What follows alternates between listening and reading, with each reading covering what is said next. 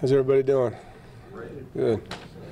Excited for our home opener and the Wolfpack Club Day and getting our students and fans and everybody back in the stadium with our team. And it's always fun to get to game week, and I enjoyed this past Saturday watching college football's beginning. It was a great game with Montana and North Dakota State, and I know our players and coaches, we all took a chance to watch somebody else play, and it just gets you excited that the season's here finally and we're in game week, and now we can narrow our focus. And I think it's important, you know, early in the season, particularly when you're playing teams like this with new staffs, that we focus really on us, and that's going to be key. You know, early in the year you see a lot of teams beat themselves, and so focusing on what we need to focus on and the things that we control as a football team, because a lot of the tendencies that you look at aren't going to be real, you know, early in the year. Troy's an athletic team. They returned 9 starters on offense, so obviously have a new staff and an experienced play caller with Neil Brown and defensive coordinator Vic Koenig. Returned their specialists, all of them, and special teams coordinator was retained, so you know, it's probably the best film that we have as far as evaluating what they did last year. And have 2 talented backs and some receivers with some experience coming back, a big play receiver, Holmes. On defense, you know, their defensive end, Roberts, 44, and free safety, number 1, Kitchens, were both all-conference players and are very active on film. You know, we don't know exactly schematically what we're going to get. Obviously, we know what Kentucky did. We know what North Carolina did, where their coordinators are coming from, but the personnel is different that they have to use. So, you know, we'll have to really rely on the rules and of our schemes, which is what you do early in the year most of the time anyway, but particularly when you're looking at a team that has the staff change like they do. But I'm excited for our players and just to see how some of them react. There's several first-time starters, whether they're true freshmen like Naheem or redshirt freshmen that are going to be playing for the first time, like Maurice Trowell, who's had a really good camp. You know, excited to see how they respond. And I know there'll be ups and downs, you know, throughout the roster, but it's always fun to see those guys that have been waiting to play their first college game get to do that. And so with our team pretty healthy coming out of the weekend, we had a mock game Sunday night, and we're able to go through a lot of situations with the guys, and today's our day off football-wise, and we'll get back into it tomorrow. So it's going to be a quick week, and looking forward to having everybody in the stadium to support the team. Questions?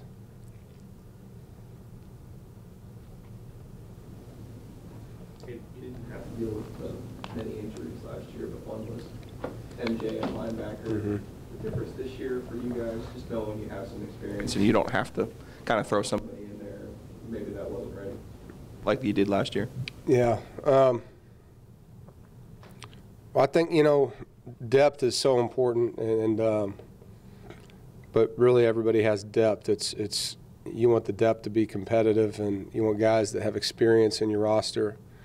You know, this year you look at the linebacker position, like you mentioned, when you take Jared Fernandez and MJ and Ford Howell, there's 3 guys there that are older guys. That's a great situation to have at linebacker. And really at will linebacker, you know, to have Arias, who started some games at Mike playing at will, and Ernie Robinson, who made a bunch of plays on special teams a year ago, who's a 3rd-year player as well, and then Riley Nicholson, who's a true freshman, but very talented true freshman. And we feel like we've got much better depth, and really at a lot of the positions. You know, probably the one position that we've talked about a lot, we have really good talent backing up our O-linemen, but it's young talent, and that's where you see we have 3 guys that are seniors or in graduate school on the O-line, backed up by a freshman or redshirt freshman. That's a big discrepancy in years. You're going from a 22 or a 23-year-old to an 18 or a 19-year-old. They're talented guys. You know, that's the one spot on the roster you still, you know, kind of cross your fingers on. But the rest of it, there's a lot of experience backed up by experience, and you know, they're not seniors. There's only 11 of those guys, but you know, it's a junior with a sophomore, or a sophomore with a redshirt freshman, or 2 sophomores. So it's a better situation than it was a year ago there. Dave, you mentioned the experience you guys have. Last year, and talking to guys this fall camp, it seemed like there were times where guys were maybe a little shell-shocked or weren't quite ready for whatever they were. You know, the guys are talking about that game at Florida State, like, oh my gosh, we're actually in this game. How better off do you guys feel with being prepared as a team this year? Is that something you addressed, or does that just kind of you let that happen organically as guys age? Well, you can't replace experience. You know, I think life experience in general for everybody is important, you know, and you learn by doing. And I think a lot of times with young people, you tell them something and they have to actually live it to understand what you're telling them. And that was the case with a lot of our roster last year. And so to have those experiences underneath our belt, not just that one, I mean, the way we didn't play the following week at Clemson's an experience that'll serve us too. You know, I think that was an embarrassing experience that will help our football team. And then to see how we responded to adversity late in the year. And all those things make us who we are now, you know, as coaches, as players, and they'll help us going forward. And the big thing with those guys, like I told them, is, you know, it's one thing to have the experience, it's another to use it, and they need to make sure they take advantage of the knowledge they gain from it. Dave, how competitive was that situation at running back in camp, and what did Nichols do to kind of insert himself into that picture? A couple things. You know, he's been injured a lot, and none of them have been major, but I challenged him in the offseason. You know, he's had a ton of hamstring, groin, quad, all kinds of things that have kept him from sustaining any kind of opportunity to play on offense. You know, as soon as he started to look good, he'd be out. And you know, knock on wood, he did a great job, and our strength staff and our trainers deserve some of the credit as well. But he's been healthy. He went through every practice, took every rep he was supposed to take. He was a competitor on special teams a year ago, but now he's just been out there enough where every day you can see who he really is, you know, and he's tough, he's competitive, he's got good skills, and he's had, you know, the luxury of watching Shad and Matt and really learning from two guys that are playing at a high level. And Reggie and him are competing a lot because they know, you know, that they're in a position to be the next guy in. And so I think the biggest thing when you're trying to show that you belong is you got to be out there every day, and he was able to do that. Fastest back if you took Naeem out of that. 40 times? Mm-hmm. Yeah, it'd be close. He's pretty fast straight ahead. It'd be close. I mean, he can run. Coach, you talked about depth. Behind Dravius is Freddie at the nickel. How concerned are you about that position? Going into camp, I was very concerned. You know, we also have Sean Boone that can play there, and Sean practiced at nickel a lot throughout camp, and we feel great about it right now. You know, we feel like Sean could play behind in the game at any time at strong safety, and if Dre was tired, if we felt like Freddie had a big look in his eyes because it was his first game, that Sean could play there and do a really good job. So we feel like we have three guys that could play in that spot right now. Coach, do you have a plan to get McClendon some playing time at quarterback in a game that's maybe a little bit tight as opposed to, say, a blowout? No, that's not a plan. It's Jacoby's offense, and he'll be our quarterback. And if we get a big lead and can play Jalen, that's what we'll do. You know, if for whatever reason we felt like we could get him in there and take advantage of a situation in the game to get him reps, we're going to do it. But in a tight game, I'm not going to walk in there and say, hey, Series 4 is your series. I mean, I just don't believe in that. And not that it's a bad thing to do, but for me, it's not a comfort zone. You anticipate starting the season defensively, scheme-wise, the same way that you ended last year with more of the pressure schemes and a little more yeah, I think so. You know, a little bit of it's dictated by the offense you're playing, and you know, Troy's a up-tempo offense that, you know, operates kind of like UNC, and how many times can we snap the ball in the game, and so it does limit you some because you're not going to be able to substitute as much. But we'd like to be very similar to how we finished with the last 3 games, and pressure and playing tighter coverage and mixing our packages as much as we can. I thought Rodman was a key for you at the end of last year. He was. Arias is obviously not the same type of player, not the same type of build, but can he get after the quarterback, make some of those, you know, lost yardage plays? He's a very good dogger, which is probably one of his greatest skill sets is how he is on blitzes. He's really good, really quick twitch. He's not as tall as Rodman. You know, Rod I thought did some things in coverage that were different than what a lot of linebackers can do because of his length.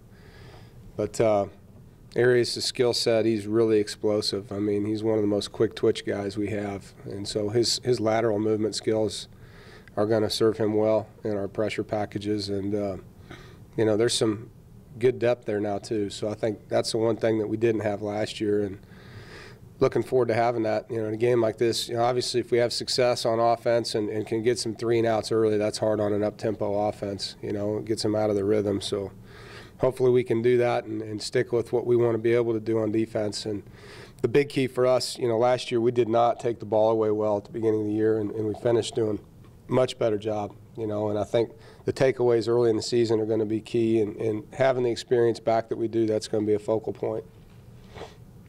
There seems to be a lot of, fan-wise, there seems to be a lot of excitement out there. Do you sense that? And Yeah. Well, obviously, we're very thankful to our fans for our sellout season.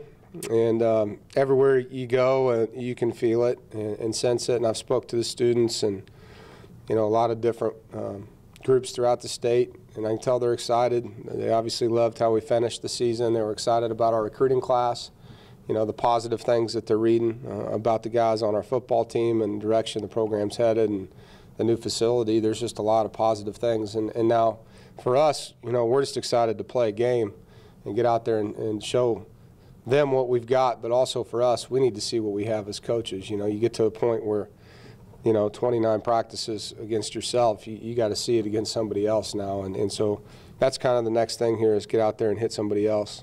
Does that kind of validate what you did? Because you guys had a plan and you stuck with it. That Yeah. Kind of, as a coach, validate that plan? Yeah, I mean, I think you know, just like we talked about earlier, you learn from your past experiences, and I think that was one of the things I learned coaching for Coach Mangino at Kansas. You know, he was really strict to his vision and didn't let the people on the outside take him away from what he knew he had to do on the inside, and I think we did a nice job with that, and we just got to keep doing it. You know, it's about raising the bar and being better than we were and pushing to not underachieve as a player, as a coach, as a program, and we'll continue down that path. And I believe in my heart that's the best thing for this team, for this program, is to focus on us, and then you get to play, you know, and that's the gift. The gift is game day, and so we're a few days away from being able to open it up and see what it looks like. Dave, how close was Frazier to kind of cracking that running back rotation, and are y'all still kind of in the same status with him in terms of a possible redshirt? We're really excited about Johnny's future. You know, when he got here, he had a lot of little things that took him away from the field. You know, he had the flu for a while, and he was struggling. And he's just such a great kid with a great skill set. But in order to play him as a freshman, you don't want to just get him 5 carries in a game, you know.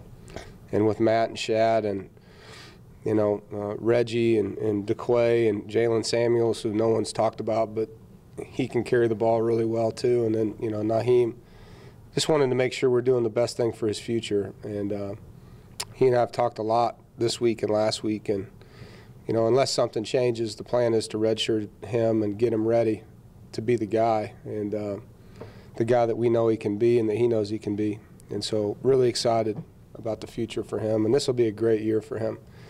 And we talked about redshirting. I mean, it's really not a year. You talk about a redshirt year, you know. I mean, it's 4 months, and then you're trying to win a job. So that's what we're looking at, is 4 months of, you know, player development for a bunch of good players that we signed, and he'll be one of them.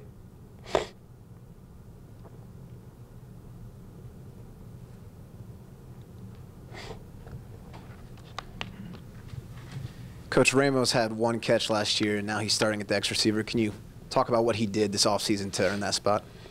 He got back to who he was, you know, to his credit. In his freshman year, he had 5 touchdowns, I believe, and I think they might have all been in the last 6 games. And, you know, sometimes you have success and you don't know how to handle it. And then as a player, you have to figure out, is it my fault, is it their fault, and then what do I do about it? And to his credit, he took ownership and he fixed it. And he had a great offseason, he had a great summer, he had a great fall camp. And he's back to who he was. He's consistent. He's making catches. He's got good chemistry with the quarterback. He's being a leader with his group. And I think Coach McDonald's helped him a lot, and he deserves a lot of the credit, you know, for taking it on himself and fixing it. And I'm looking forward to seeing him play.